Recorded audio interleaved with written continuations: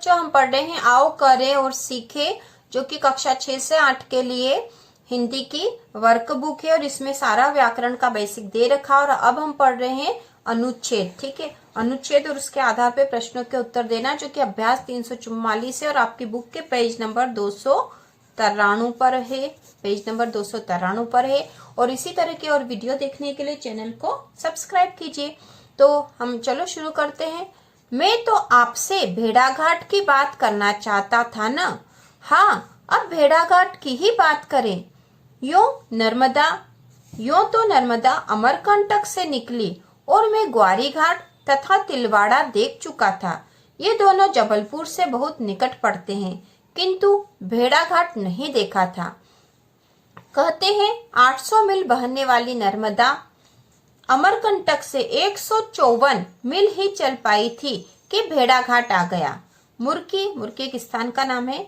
मुर्की से नर्मदा चली और लोकेश्वर, यह भी स्थान का नाम है, लोकेश्वर की ओर बही। यहीं बीचों बीच भेड़ाघाट है। कहते हैं यहाँ किसी युग में भृगु ऋषि तपस्या करते थे। चट्टानों के निर्मल और सुंदर स्वरूप को देखकर ऐसा लगता है मानो आज भी वे तपस्या कर रहे हैं। नदी के पानी में खड़ी विशाल चट्टानें छोटे तृणों मतलब तिनके, ठीक है, छोटी हरी घास के तिनके को लिए सर्दी, गर्मी और बरसात को सह रही है। काटने से कट भले ही जाए, किंतु झुकना नहीं जानती, अपना क्रम नहीं रुकने देती, अपनी उज्ज्वलता मंद नहीं होने देती। चांद आता है तो चांदी जैसी चमक उठती है।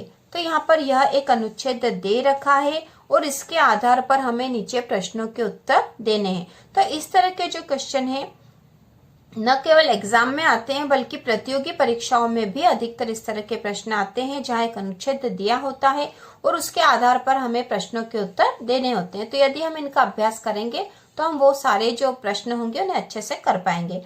तो यहाँ पे प्रश्न जो दे रखा, पहला है भेड़ाघाट अमरकंटक से कितनी दूर है। तो कभी भी इस तरह के अनुच्छेद के करने के लिए सबसे पहले हमें अनुच्छेद एक बार पढ़ लेना चाहिए, उसके बाद प्रश्नों को फिर पढ़ना चाहिए और प्रश्न पढ़ के फिर से अनुच्छेद एक बार पढ़ लेना चाहिए, तो हमें उस प्रश्न का उत्तर आसानी से मिल जाएगा। तो यहाँ पे प्रश्न था कि भेड़ाघाट अमरकंटक से कितनी दूर है। तो क्या इसका उत्तर था यहाँ पर, तो देखो जब हमने पढ़ा था अमरकंटक से 154 मील ही चल पाई थी कि भेड़ाघाट आ गया। ठीक है, कहते हैं 800 मील बहने वाली नर्मदा, मतलब नर्मदा जो है 800 मील बहती है और ये अमरकंटक से 154 मील ही चल पाई थी कि भेड़ाघाट आ गया। तो भेड़ाघाट अमरकंटक से कितनी दूर है, तो हम यहाँ लिख देंगे भेड़ाघाट अमरकंटक से, भेड़ाघाट अमरकंटक से 154 मील दूर है। ठीक है, तो ये हमने इसका उत्तर लिख दिया है कि 154 मील दूर है, जो कि हमें अनुच्छेद में दे रखा था। अब दूसरा है इस गद्यांश का उचित शीर्षक लिखिए। तो शीर्षक वो होता है जिस पर वह गद्यांश आधारित हो, या वह गद्यांश जिस विषय पे लिखा गया है वही उसका शीर्षक होता है। तो यह गद्यांश जो हमने पढ़ा था, तो आप सोच सकते हो कि इसका शीर्षक क्या हो सकता है। जैसे शुरू से ही हम पढ़ रहे हैं, मैं तो आपसे भेड़ाघाट की बात करना चाहता था न। हाँ, भेड़ाघाट की ही बात करें। यूं तो नर्मदा अमरकंटक से निकली और मैं ग्वारी घाट और तिलवाड़ा देख चुका था। ये दोनों जबलपुर के बहुत निकट पड़ते, किंतु भेड़ाघाट नहीं देखा। कहते हैं 800 मील बहने वाली नर्मदा अमरकंटक से 154 मील ही चल पाई थी कि भेड़ाघाट आ गया। मुर्की से नर्मदा चली और लोकेश्वर की ओर बही।